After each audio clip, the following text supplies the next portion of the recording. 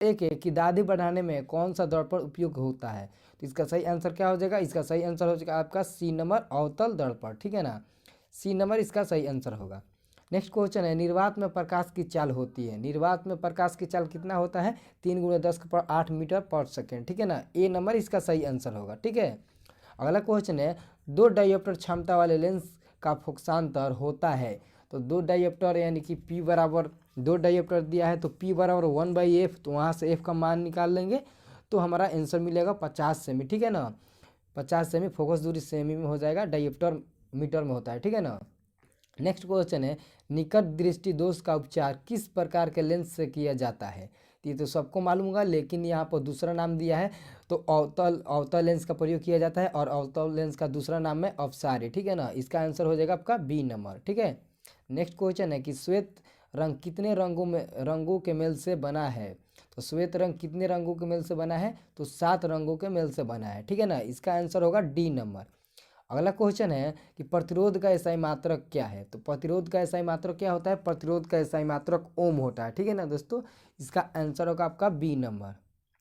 अगला क्वेश्चन है कि एक एंगस्ट्रॉम का मान क्या होता है? तो एक एंगस्ट्रॉम बराबर कितना होता है? दोस्तों आप याद रखिएगा, ये आपके 12th बोर्ड में भी काम आता है और 12th बोर्ड के आपके एग्जाम में पूछ भी चुका है, इसलिए इसे जरूर याद रखना। एक एंगस्ट्रॉम बराबर 10⁻−10 मीटर होता है। ठीक है ना, ए नंबर इसका सही आंसर होगा। नेक्स्ट क्वेश्चन है, नेक्स्ट क्वेश्चन, ओम के नियम का गणितीय रूप है, तो उसका आंसर क्या हो जाएगा? तो ओम के नियम क्या कहता है? V बराबर आई आर, V बराबर आई आर। तो वहाँ से आप मान निकालिएगा, आई का मान वहाँ पर निकालिएगा तो क्या हो जाएगा? R/V, यानी कि ए नंबर, सी नंबर इसका सही आंसर हो जाएगा। ठीक है ना, चूँकि V बराबर क्या होता है? IR होता है, तो यहाँ से आई का मान निकालेंगे तो V/R हो जाएगा, इसका आंसर हो जाएगा आपका बी नंबर। ठीक है ना, बी नंबर इसका सही आंसर होगा, V बराबर IR होता है। नेक्स्ट क्वेश्चन है, मनुष्य के शरीर का प्रतिरोध लगभग होता है।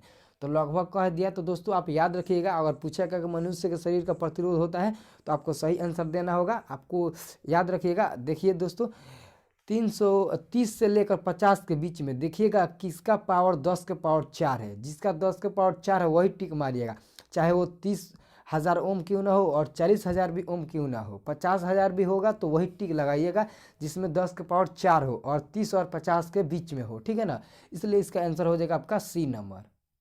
नेक्स्ट क्वेश्चन है, विद्युत बल्ब का तंतु बना होता है। तो विद्युत बल्ब का तंतु किसका बना होता है? टंगस्टन का। ठीक है ना, तो इसका आंसर हो जाएगा आपका सी नंबर। अगला क्वेश्चन है, खतरे के निशान के रूप में किस रंग का प्रयोग किया जाता है? तो लाल रंग का प्रयोग किया जाता है, ये तो सबको मालूम होगा, इसका आंसर हो जाएगा बी नंबर। अगला क्वेश्चन है, जीव द्रव्यमान ऊर्जा स्रोत का उदाहरण निम्नलिखित में कौन सा नहीं है? निम्नलिखित में कौन सा नहीं है? आंसर क्या हो जाएगा इसका? इसका आंसर हो जाएगा आपका डी नंबर, कोयला। ठीक है ना, डी नंबर इसका सही आंसर होगा। अगला क्वेश्चन है, ऊर्जा का एसआई मात्रक होता है। तो ऊर्जा का एसआई मात्रक क्या होता है? यानी कि एनर्जी का एसआई मात्रक जूल होता है। ठीक है ना, याद रखिएगा, बी नंबर इसका सही आंसर हो जाएगा। ये आपके 12th बोर्ड में भी पूछ चुका है और मैट्रिक में भी ये आता है।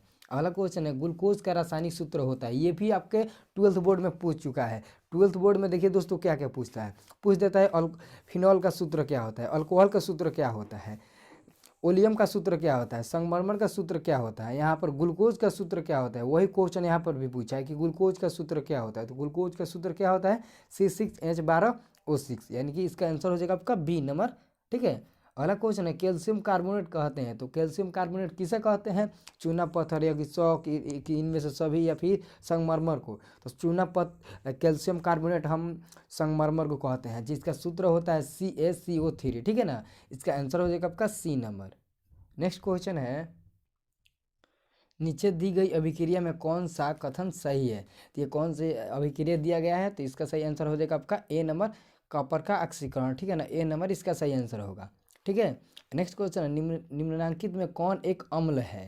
तो दोस्तों आगे यहाँ पर निम्नलिखित में कौन एक अम्ल है, ऐसा ही पूछता है, आपके सूत्र दे देगा और पूछेगा निम्न में कौन अम्ल है। तो वही काम यहाँ पर भी किया है, मैट्रिक में भी, इंटर में यही करता है, मैट्रिक में भी यही कर दिया, क्योंकि साइंस का जो क्वेश्चन होता है ना, वो मैट्रिक और इंटर का जो एक तरफ से सेम ही तरह सा होता है। बहुत ऐसे क्वेश्चन होता है मैट्रिक वाला जो 12th में मिलता है। ठीक है ना दोस्तों, देख लीजिए यहीं पर पूछा है, निम्न में कौन सा मतलब अम्ल है। तो कौन सा अम्ल है? तो आपको सूत्र याद होगा, डी नंबर इसका सही आंसर होगा, क्योंकि नाइट्रिक अम्ल है, HNO3 नाइट्रिक अम्ल का सूत्र ये है, इसलिए नाइट्रिक अम्ल है, इसलिए डी नंबर इसका आंसर होगा। नेक्स्ट क्वेश्चन है, हमारा शरीर pH के कितने परास के बीच कार्य करता है? तो इसका आंसर क्या होगा? 7 से 7.8, ठीक है ना। इंटर में पूछता है कि मानव शरीर का pH मान कितना होता है, तो ऑप्शन में सिर्फ 7 ही रहता है, बाकी कुछ नहीं रहता, इसलिए उसका आंसर हम लोग 7 ही देते हैं, इसलिए इसे याद रखिएगा, बी नंबर इसका सही आंसर होगा। नेक्स्ट क्वेश्चन है, सिलिका क्या है? सिलिका क्या है? तो इसका सही आंसर क्या हो जाएगा? इसका सही आंसर हो जाएगा आपका डी नंबर, ठीक है ना, निस्तापन। डी नंबर सिलिका निस्तापन है, ठीक है ना। नेक्स्ट क्वेश्चन है, सबसे कठोर तत्व है, सबसे कठोर तत्व क्या है? तो इसका सही आंसर क्या हो जाएगा? सबसे कठोर तत्व ये तो सबको मालूम होगा, हीरा है, ठीक है ना। सबसे कठोर तत्व हीरा है। दोस्तों अगर ऐसे ही और वीडियो देखना चाहते हैं तो इस चैनल को सब्सक्राइब जरूर कर लेना, क्योंकि इस चैनल पर आपको मैट्रिक और 12th दोनों का बोर्ड का आपको वीडियो मिलेगा और हर चैप्टर का ऑब्जेक्टिव मिलेगा और